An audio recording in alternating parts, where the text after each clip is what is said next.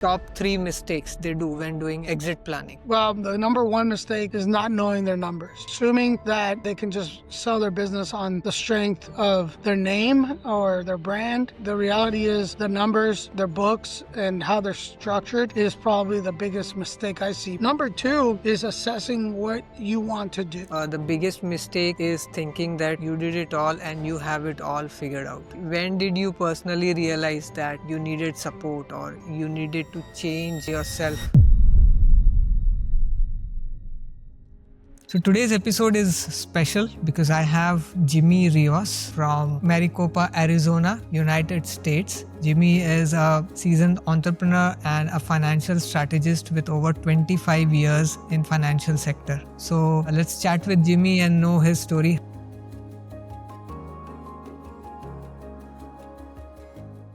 So Jimmy, can you take us back where you started? What was your first real business experience?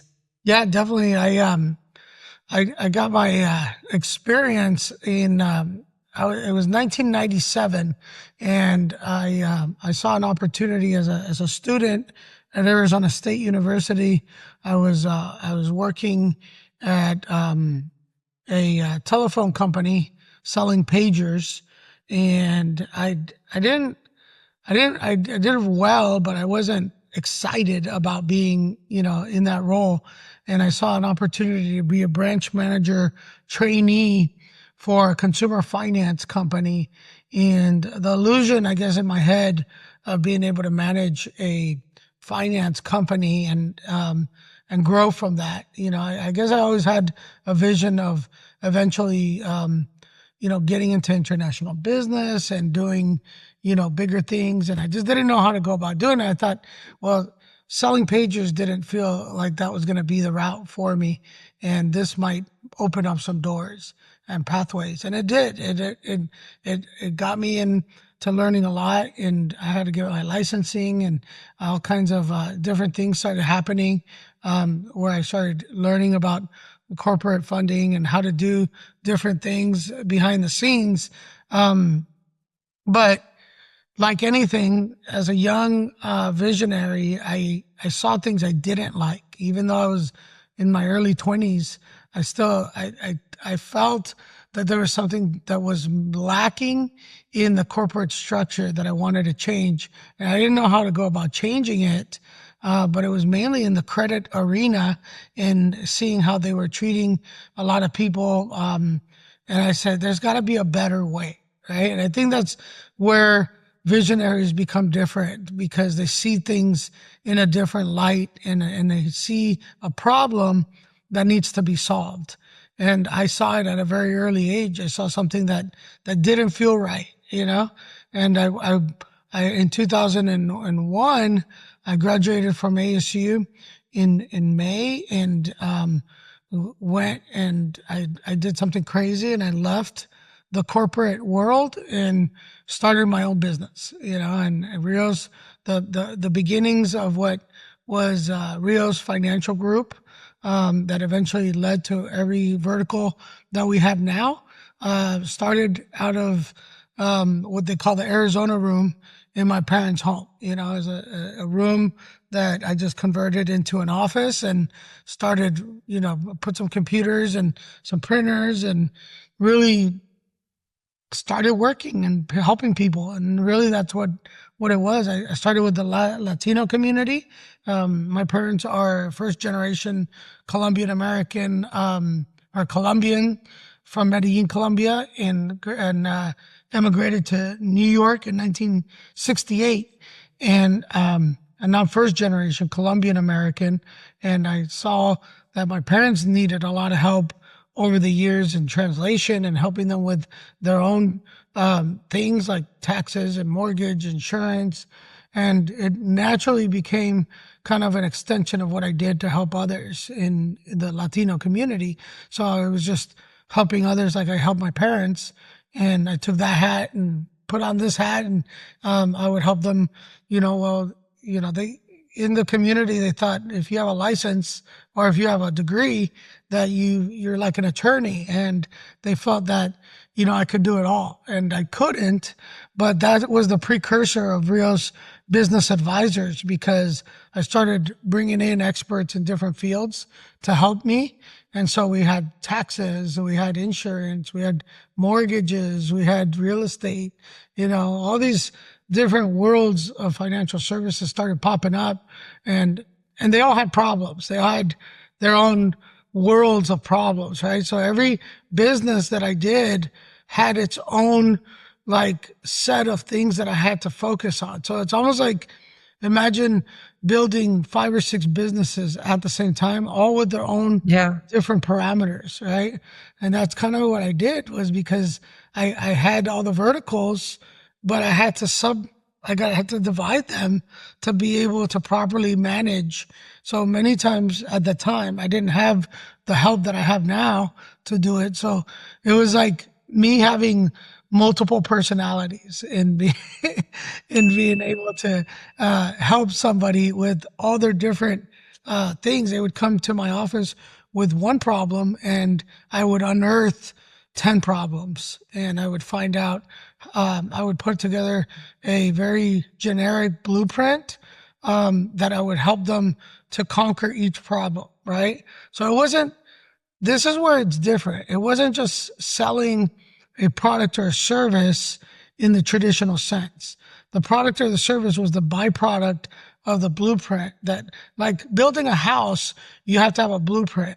And when you Yeah. start going through the blueprint and the schematics, you start procuring the needs of other experts in that field, so that the rebar gets put in, the cement gets put in. You got all these different things that are going up. And eventually the cumulative of all these people and actions coming together is what builds the vision, right? Of what your house is going to look like. Why isn't that any different than what I was doing? They had all these things, and all I did was put together a blueprint in attacking the problems, right? And say, okay, we're going to do this. And once we do this, we're going to go here. And it was very much like an engineer, doing the ins and outs and, figuring things out. So Jimmy, that is amazing. Like you were running almost five businesses at once. Must be very chaotic. And what was your first year like? It was chaotic, because in hindsight, I'm 49 years old. I'm looking back over 20 years in my life, and I see a young kid with a lot of passion that was very green in understanding. Right? Still learning. I was very passionate in what I did, and so I made a lot of mistakes in the process, and I had to figure out how to fix those mistakes on the fly really quickly to be able to do the things I need to do, and see, we didn't have social media, and the internet was in its infancy. So for, going and getting information and solutions now is very easy, compared Yeah. to how it was then, where I had to figure it out. I became an IT guy. I became like all these things behind the scenes to try to figure out my problems myself that I was having. And I spent a lot of money in getting help as well. And so, the chaos was like necessary. I think the chaos in my world, for me to be able to stand 20 years later, I look back and I say that chaos was what molded me to do what I do now. And it was necessary. Otherwise, I'll be honest with you, I've talked to a lot of people that I've stayed in contact with over the years, and they're still doing what they're doing, and they're still miserable. They never found they never found really what was motivating them, right? Remember when I said at the beginning, my passion was to help people, right? Yeah. And in doing so, the byproduct was all these services and products, but that wasn't what drove me. It wasn't the physical product of an insurance policy or a mortgage or this. There was more of solving behind everything that I was doing. Being able to get them to feel that I did something good for them, and then them telling their friends and their brothers and sisters, and bringing them in to help them. It builds a community. And, talking about community, my brother saw what we were doing. I have a twin brother, right? Jimmy and Johnny, Yeah. right? And Okay. Johnny, through his efforts in Colombia, in Medellin, built a Facebook group called Gringo Paisa, which is basically the Gringo meaning American, Paisa meaning the people from Medellin, Colombia, the expats that would go from the U.S. to go live in Medellin. He built a Yeah. concierge service and built a community of 26,000 people that Wow. are now procuring our services as Rios, right? As a conglomerate together, right? And helping solve problems in Colombia now. So it's not just an American thing. If we could do it in America, we can do it in Colombia, we can do it in other countries. And it was just a matter of time before this took on, right? Its own subset of ideas. And that was, I guess, how the high level to high level, program was built, was because we saw that in our communities in America and in Colombia, and we could tell that if we could do this, we could help a lot more people. So now this is getting interesting. 5 businesses, first running in America, then Colombia, and one person managing it. How did you strategize to organize those things, right? Because you can't do everything. Like with Yeah, entrepreneurs, what happens is they start with a lot of passion, right, and they try to wear different hats at a time, right? Like they go into the financials, they go into the operations, HR, marketing. right. One guy is doing everything because he's super excited about his business. But then in a few days, reality hits because you're bogged down for 17, 18 hours a day. Oh, this is not finished. Oh, that is not finished, because you don't organize. You're just like, rushing it through. It's Is the crazy. adrenaline That, rush? and it's Yeah. not sustainable. It's not. And for me, Yeah. it wasn't. And it came to a point, two or three times where I had to go back to corporate America to work while I figured things out. Almost like being the madman in the lab, and everything's blowing up on you and you don't know how. So, we talk about, as a Rio's business advisors, when we talk to businesses now, we can advise about how to scale, how to delegate, how to, put one foot in front of the other with your finances, and learning how to structure yourself better. A lot of these things I did backwards. I went in, blindly trying to handle all those things all at once. And it was definitely a mistake doing it that way. But in hindsight, I had to learn that to be able to learn, I had to delegate, and I had to find the experts and advisors that could show me the light in the different arenas that I was weak in, right? Because there's nobody can tell you that you're an expert in everything. You might be an expert in one thing, but you're Yeah. proficient in a lot of other things. I had to look in the mirror and be very humble and let my ego go, right? And that happens through loss also. Don't think it was just an epiphany that I just looked in the mirror and, I decided that I was going to change. I was very egotistical as a young man and always saw it my way or the highway. And it had to be the opposite. I had to take advice and learn how to eat crow, so to speak, like they say, in being able to understand that if I wanted to really build this thing, I had to go back to the basics and almost start over, right? And there was times where I had to start over, right? In restructure, and my mindset had to restructure, and it was tough, but it was necessary. And going back and formulating a plan was very important, and understanding the budget constraints, that I didn't need to have everything now. I needed to start having, a timeline, and the ability to reach those goals, to then start adding on pieces of the puzzle, right? Like adding on the IT and adding on the VAs and the people that I was going to start delegating, and to delegate, you need, your SOPs, right? To be able to show them all the steps that it takes to do the work that I do. So I started using technology like Loom and other video, services to be able to start videotaping and showcasing how I do the day in the life of Jimmy Rios as in insurance. So we would do like, today we're going to take, an application, and Yeah. and I would step by step do it. And then I would do it with the credit. And then I would do it with the mortgages.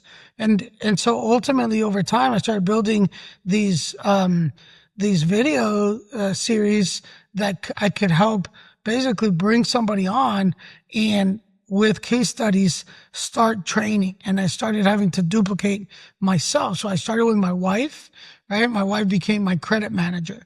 And so she took over the credit division, and basically Next Level Credit was run by her. And then I started infusing other people that would emulate basically what Sylvia did on the credit side, they would do on the insurance and the mortgage and the real estate. And what I was doing from the top was, looking down and being now more picky on who I was talking to, because I couldn't do the work for them. I wanted them to learn. So I had to be able to say, okay, come over here. I'm going to introduce you to John. John is a new client. We're going to go through a blueprint and listen to them. And I'm going to show you how I think, so that this way they're in my head. They're thinking the way I do.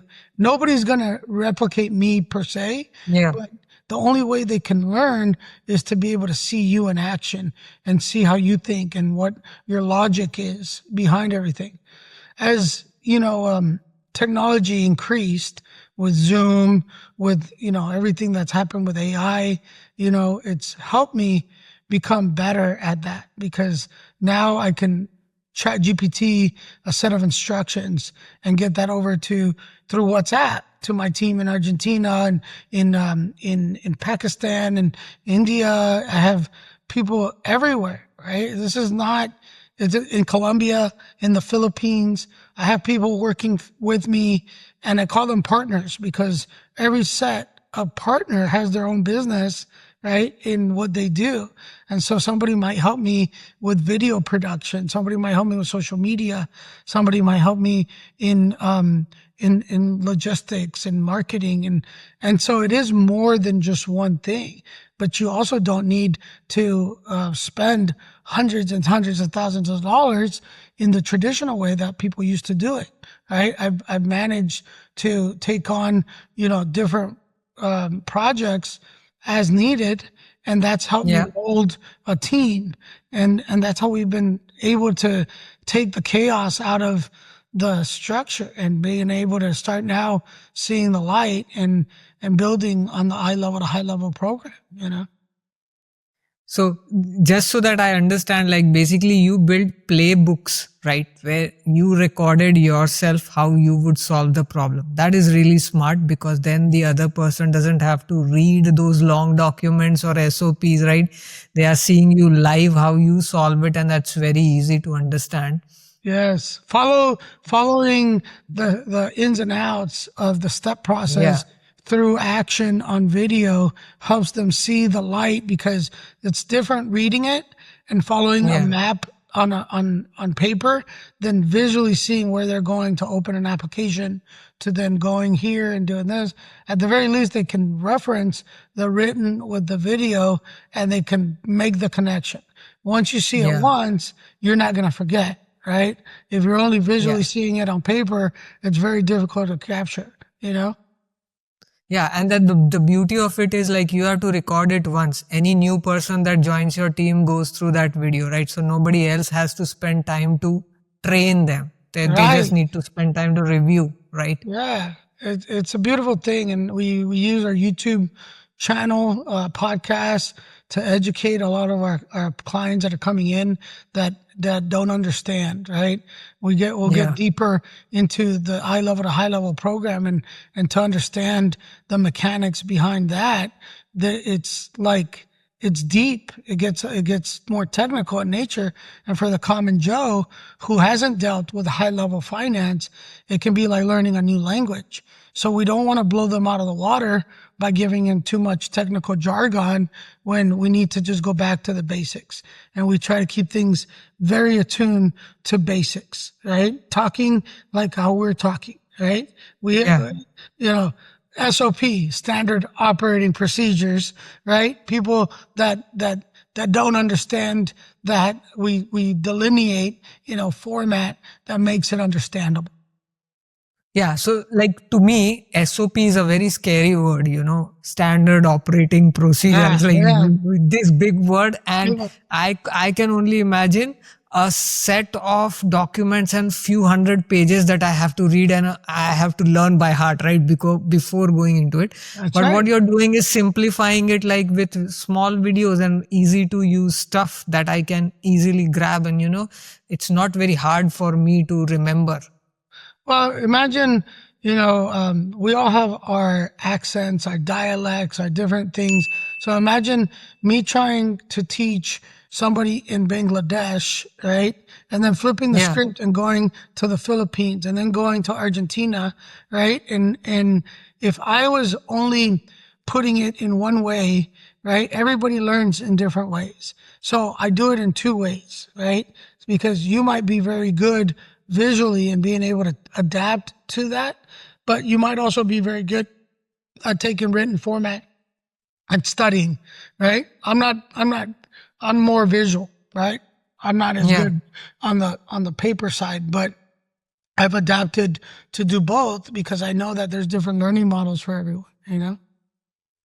And Jimmy, many business owners, do the daily firefighting, right? Yeah. So on the fly. So how do you help them shift from this firefighting mindset to building structures or systems in their business? I think the biggest thing in firefighting is, and we can go back to that analogy, right? If you're a firefighter and there's this big blaze happening, they got to find the root cause of the problem. Where is that coming from, right? Because they might see a bunch of smoke, but they might be throwing water in the wrong place, right? So you got to go Yeah. to the root of the problem to be able extinguish that. It's no different. I look at situational things with businesses, and I start seeing that they're spending their money, it's going in these holes, and they're mismanaging where they're putting their water in to solve the problem. They're not going to the right source, and that's probably the biggest advantage, I think, when we work with us, is being able to uncover the problem and then put a plan in place for the solution so that we can stop the bleeding and reset, right, and be able to correct where you're headed, because if you only do one thing, and you only know how to do one thing, then you're going to keep doing that. And if it keeps going in a trajectory of negative, then you're going to blow yourself out of the water. And it's going to be eventual that, why do you think most businesses fail inside of the first 5 years, right? They don't have any better way to do it because they don't understand. They've never been shown a model or a blueprint to do it. They go off, I'm a good mechanic, so I go and work and fix cars, but Yeah. they think I'm just going to go and lease a place and start paying money on a lease without understanding how to get more clients to come in the door. And so then they spend 12 hours a day fixing cars, what they call turning wrenches. And then they don't know when the clients leave, you just fixed all their cars, but now you don't have any clients coming in, and you still have the bills that are static that you have to pay for. So where's the problem? The problem isn't the building the business. You already have a location and you already have a skill set. The problem is you don't know how to bring in clients. You don't know how to market. You don't know. And so we need to address that and say, have them start thinking, well, who does your marketing? Oh, we don't have marketing. We can't afford it. Oh, why can't you afford it? Oh, well, we're not making enough money. Then I go even deeper and I start going into their finances, and I start finding out that they can afford it. They just have mismanaged their funds at home, and they're eating out every day, 20, 30, $40 a day over a compounded time. How much is that over 30 days? Right? Yeah. Because I find this every single day, right? Especially in entrepreneurial world where we make a lot of money and we don't know where our money's going, and then we Yeah. spend it, and then we don't have money to invest in the things that we need to invest, right? So having a conscientious model of being able to control that is very important. That's where cash flows, control, budgets, those things come into play on the finance side of the business that I talk about, and credit, right? Leveraging and being able to properly leverage for our advantage, utilizing the tools of knowledge with, the Kiyosaki principles and other gurus in the space that I've used over the years to help build the financial models that I have. So, Jimmy, you're talking about credit, right? So, good credit and bad credit. How do you differentiate? Because there is a very thin line between the two, right? I was just looking back here.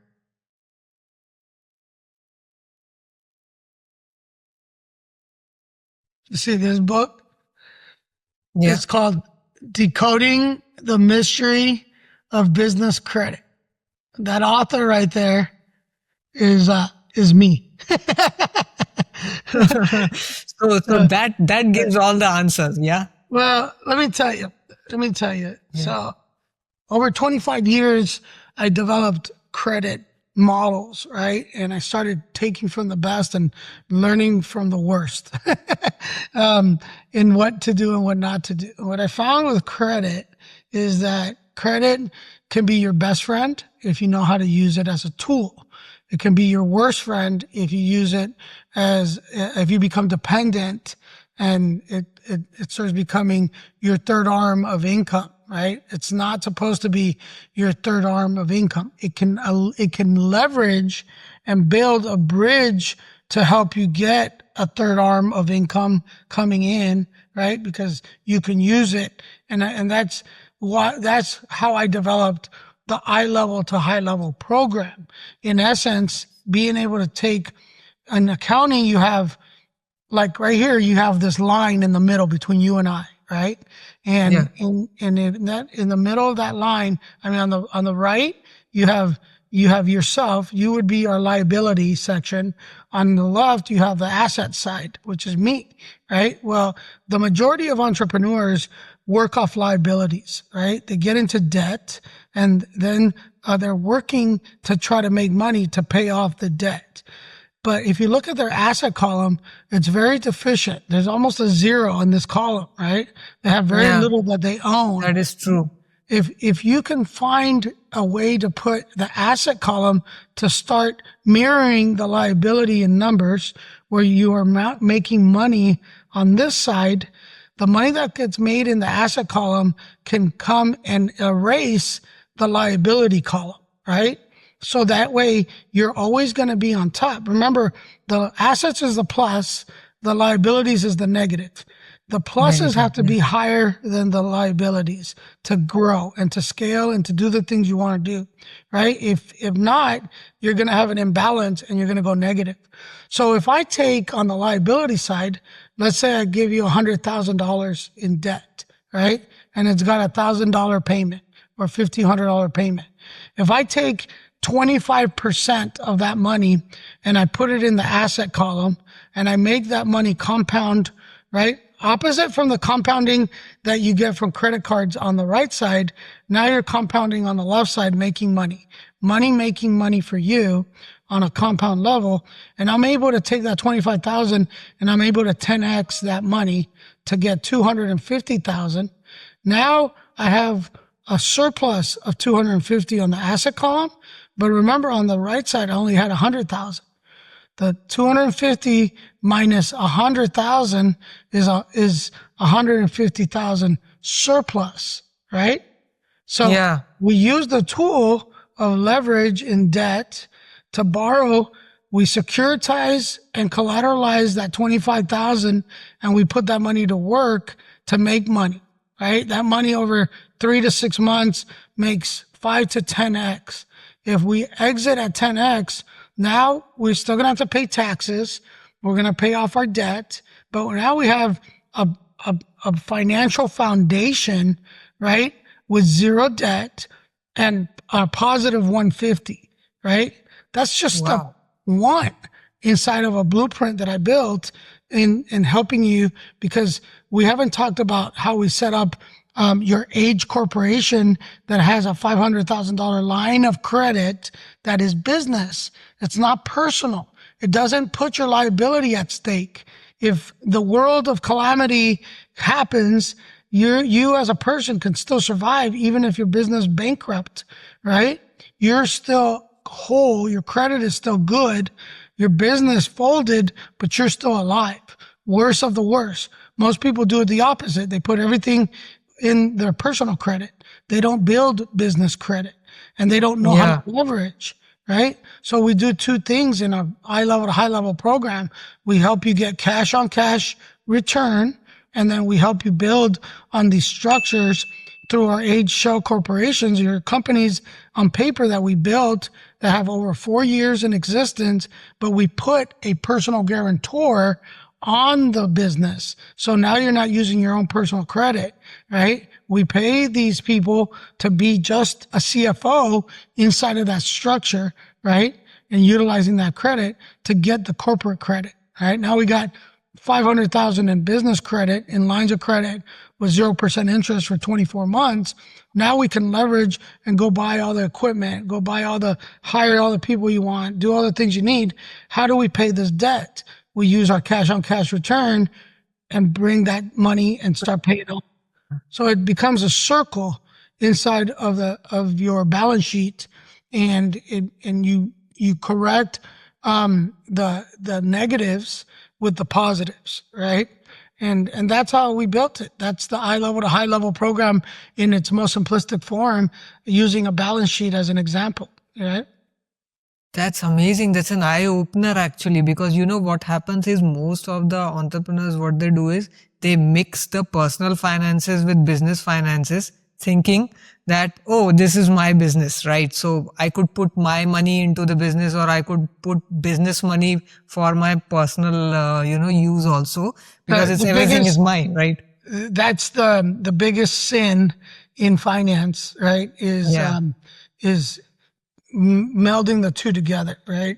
Business and personal. And it's one of the accounting, I guess, rules number one, don't intermix between. And part of what we do in this process, so we also set up estate planning and wills and trusts and structures, right? As corporations and, all these different, more elaborate things. But when we talk to business owners that are structured around only an LLC, or they only know one thing, right? And we say, look, what if we were able to structure your LLC and get it taxed as an S corporation? We then take money from the asset column and we start putting that money into your business, but we're going to start paying you as a W-2 employee of your business, as the president of your company, so that on paper, you're always going to be solid, right? So you show, we pay you $10,000 a month as president of your company. Now you get that money, but you're going to put it back into your business, right? You're going to take out and use that money to live and do your budget for your house, right? But the rest is going back into your business.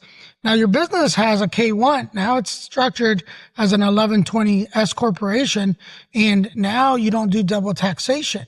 So now we're getting structured better to be able to, on paper, to showcase the profit that my business made, not offsetting it by writing everything off and not showing any profit, right? That's the old school mentality, right? Now we're being able to structure our business for growth and exit strategies, because now on paper, I'm solid. I'm the president of my company and I make X amount of money, but I also show profit right? So my K1 plus my W2 on paper is what I make, right? As the owner of the company. If I ever had to exit, what better way to exit than to showcase the value of my company based on the profit that my company is Yeah. making? A lot of people work backwards. They offset all the profit because they're scared of paying the IRS, right? But if I have a tax strategist that's helping me through this, I don't have to worry about the IRS because I have so many tools in place to offset the bite that I have. I'm still paying my taxes, but I have so many other things I'm doing with the profits that are offsetting, maybe getting deferments on that money for 5 years because of my investments, putting my vehicles under my business as assets, renting my business location out to my home out to myself as a business, employing my kids, right, as marketers and paying them a X amount per year as a write-off. There's so many ways to be able to be profitable and to be able to do things, but nobody talks about that, right? And so I do, Yeah. because these are some of the tactics that we do to help businesses think differently. Again, think differently, because everything I'm talking about, some of the best gurus in the industry have been writing about it for 20 years and nobody's taken action until now. We're starting to see more YouTube videos and starting to learn more. Me being one of those proponents, I give everything to my Lord and Savior God for helping me see the light in different things to be able to guide others. But I also implore on my own kids the ability to learn from others and to really tap in to those resources, because those gurus out there that are teaching and writing and talking about it, they're doing what I did and saying, look, don't just buy the book and put it up in the shelf. Take it off Yeah. and go into YouTube and start reading and applying the principles of what I'm talking about so that you can start making changes in your life. Amazing, amazing. And Jimmy, you were talking about exit, right? So you've worked with so many business owners. Like, what is the you know top three mistakes they do when doing exit planning? Well, the number one mistake is not knowing their numbers, right? Assuming that, they can just sell their business on the strength of their name or their brand. The reality is the numbers, their books, and how they're structured is probably the biggest mistake I see, because if we can help them see the light and hold off on selling so we can structure the books properly and have to rewrite, addend, or amend taxes and do the things we need to do to put on paper what it should be, your value is based on an X factor, 1X, 2X, 3X. That factor rises as the profit margin rises. So the value of your business as a whole is incrementally X'd upwards by doing those moves. So that's number one. Number two is assessing what you want to do as a person, as an individual. Exiting just to exit is not very smart if you don't have another plan in place to do the things you want to do. Sometimes we're forced to exit by something out of our control. If you're going to be forced to exit, you need to have your contingencies in place. Plan B, plan C, plan D. Many business owners don't even have plan A to talk about. Absolutely. So talk about contingencies. Why wouldn't we have a contingency? If you live in Florida, where there's a lot of hurricanes, you have contingency plans in case the storm comes. When the storm comes, you're better prepared to withstand it, right? So part of what I do in helping clients is build contingencies so that they can pivot around problems that will come. It's just a matter of time, and everybody's problem is different. So that's problem number two. And problem number three is getting in ego. Ego is a big problem. As a business owner, you think you have it all, right? You feel that you are on top of the world because you built this business and it's your baby and nobody can tell you any wrong. But really, the number one problem, if you can set your ego aside and open yourself up humbly to accept critique and betterment, you're going to put yourself in a much better spot. Everything I'm telling you is from my own experience and learning how to hit the dirt and how to go really rock bottom, right? And I can tell Yeah. you with authority that I've hit rock bottom multiple times, and I've had to build from divorces, from honestly even being in prison, from being an alcoholic and turning that around because I got too many DUIs and I had to give up drinking and I had to change my whole life because I spent 4 months in prison for my actions and I lost everything.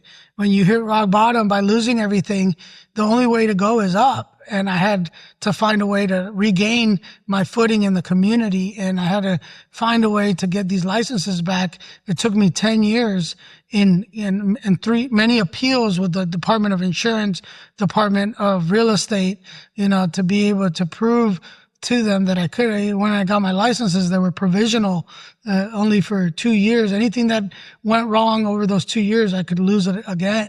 And so I had to learn from those mistakes. I had to learn how to change people, places, things, how to become better as a person and work on myself. And that took a lot of humility in the process. But here we are.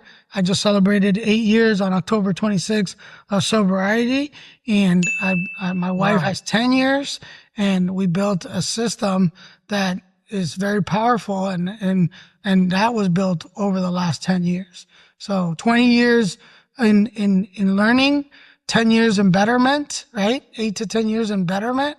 And I'm not 50 years old yet. I'm 49. So it can be done.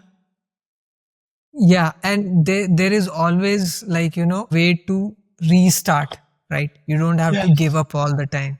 Yeah. No. Yeah, you have to just sometimes take a break, reset your emotions, and like anything, I'm a big fan of sports. World Cup is coming, and I used to play competitive soccer, and soccer and in any sport, when your team is not doing well and you go into a break at halftime, you reassess and you refocus and you go back in and you correct. And many times, you can come back and win, and so I look at things like that, take your time, get the right coaching, get the right mentorship, and move forward. So you mentioned, Jimmy, the biggest mistake is thinking that you did it all and you have it all figured out. Yeah. So when did you personally realize that you needed support or you needed to change yourself? Yeah, well, I think when you get arrested, and you sit in a cell holding block with a bunch of guys, and you're in a suit, a beautiful suit, and everybody's looking at you like, "What the heck?" Like what happened? That's when you get kind of that out of body experience of looking from the outside in and seeing yourself hit rock bottom, and everything that you thought you had is gone, right? And so at that point, that was my wake up. That was where I said, okay, I need to change because this is not the way that I envisioned my life. And when I was going through that, I had to think of my kids and what really that meant. They were only 5 and 7 years old at the time, and now they're 17 and 19. And, it's like, it's beautiful because they don't even realize that world. They don't know that dad went through all that. I mean, they do now, but they can't capitalize seeing that, right? Because I Yeah. built a whole new world, and it's possible. But for businesses, they don't have to be that. It doesn't have to be that drastic. At some point, though, you're gonna hit the wall. If you feel yourself going in circles, and you feel like you're never getting ahead and you're always going behind, that should be your calling moment. That should be the moment that you say, I need help. Because there's no reason why you should be going in a circle. You should be able to trajectory go up and Yeah. you might take some dips, but for the most part, you want to see this happening, And if you're not, if And you're going in a perpetual circle, then something's wrong. And on a personal level, Jimmy, like what motivates you after 20 plus years? Like what light do you see at the end of the tunnel? Well, yeah, I love to travel, and I love experiencing culture and foods, and so I see myself doing what I'm doing, but in many different places, right? Without any constraints, and being able to experience and do the things I love, and helping people and building businesses, but not having to be centered here in Arizona. I can be maybe a month in Mexico, a month in Colombia. Maybe I'll go to Europe for the World Cup, and or you know what I'm saying, like just Yeah. different things. How the World Cup was going to be here this next year, but you know what I'm saying, like being able to just pick up and go and still feel that I'm working and giving back and doing things. I just came back from a cruise. I was 7 days in Aruba, Bonaire, and Curacao. Then I spent a week in Florida. My business kept going. So I know I can do it. I did 2 weeks in that fashion. I can do a month Yeah. and extend that and do whatever I want. But you know, it comes with time. I'm not rushing into that. I'm doing everything as I need to with time and structure, and when it happens, it happens. And that's my goal, is always to help others and build a system that is going to be able to facilitate that. And that passion is to bring that high level to high level program to the world, right? To the masses. Over time, we can showcase that. Right now, we have over 100 companies that have been able to testify through case studies of what's happened to them and how we're Wow. changing lives. We have some of them on our show, on the podcast, on YouTube, Rio's Business Funding. You can hear their stories, and that's very motivating, because when you take somebody that you know was in a course of a year, they turn their life around, and you help them, that it changes lives. It's not just about a product or a service anymore. It's all the different things involved. And Jimmy, where do you see industries is heading in next 5 years, especially for small to medium business owners or Well, SMBs? yeah, I think the adaptation of technology in their business and being able to help them see the light with learning how to integrate the tools of technologies, to help them in their businesses. I think that's going to be the biggest shift. It doesn't matter if it's the service industry, restaurants, construction. We're going to all have to veer in that direction. And the sooner that you adopt those techniques and those tools, the better position you're going to be for growth and scalability and everything that you want to do. If you don't adopt those technologies, you're going to be left behind. I'm not the first one to say that. Elon Musk has been Yeah. talking about it. It's out there in the economies of scale, and we need to be early adopters of that as well. So digitization and tech adoption is must. And then like we know AI has arrived. So you cannot shy away from not using AI. It is going to be part of your life, right? Yeah, it's going to be a part of everything, like computers were, and then the people were doing it the old way until computers came. People had to adopt to the internet and computers. Right, right. So, And what's next for you personally? Is there any vertical or challenge you've been working on that you haven't shared publicly?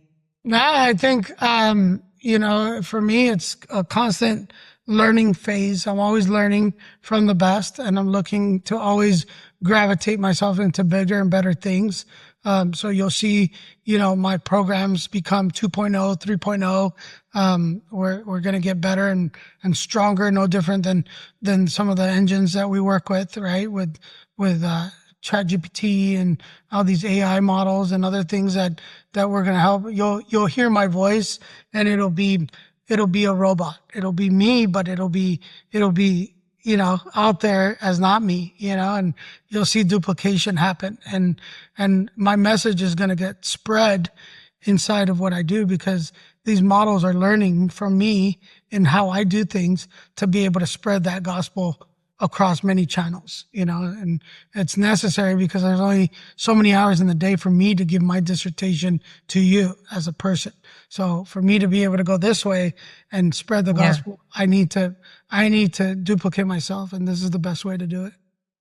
Nice, nice. And for business owners or entrepreneurs listening right now, like who are stuck in firefighting mode, if they could only implement one thing this week, what would you recommend them to do? Pull your credit and see where your numbers are and start learning how to read a credit report so we can start putting out those fires. The credit is probably one of the biggest things people take for granted and don't know about. Yeah. It's one of the most necessary components and necessary things that need to be undertaken. And that's where I would start with everybody is let's take a look at the financial picture of what's the real financial story that you have. And then let's work from there. Superb, superb. And it's not that difficult, right? Once you get into it. Not at all. Because everybody is scared of looking those financial documents like balance sheet and profit and Right. loss account and stuff like that. But once you get a hang of it, it's really easy. It's not that very difficult thing. Yeah. Let's try it. Okay. And Jimmy, what do you want our viewers to take away from your journey? Well, I want everybody to know that everything's possible. Everything is possible, and you can do it. It just takes a little bit of perseverance, a lot of humbleness, and you just gotta stay focused on your goals and your vision. Get help, ask for help. Don't do it on your own, right? Just because you're an entrepreneur doesn't mean you have to conquer that world by yourself. Doing it together as a community, we become stronger, right? And that's where I want to lead with is do it. Reach out to us, reach out to somebody, and start building together, not by yourself. And finally, Jimmy, you've built a firm that is about empowerment, like not just consulting, right? So Right. what legacy do you hope to leave behind for your business community? Yeah, no, it's the power of looking further than yourself and being able to help others.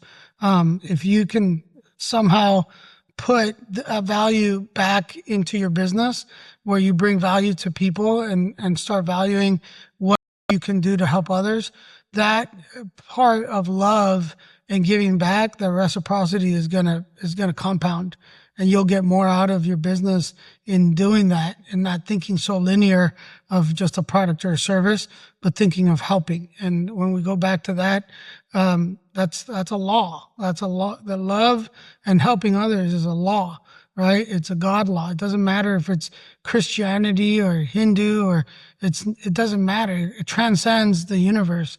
It's a universal law. So if we think that way, we're going to win, and we're always going to be winning. So I implore that on everyone.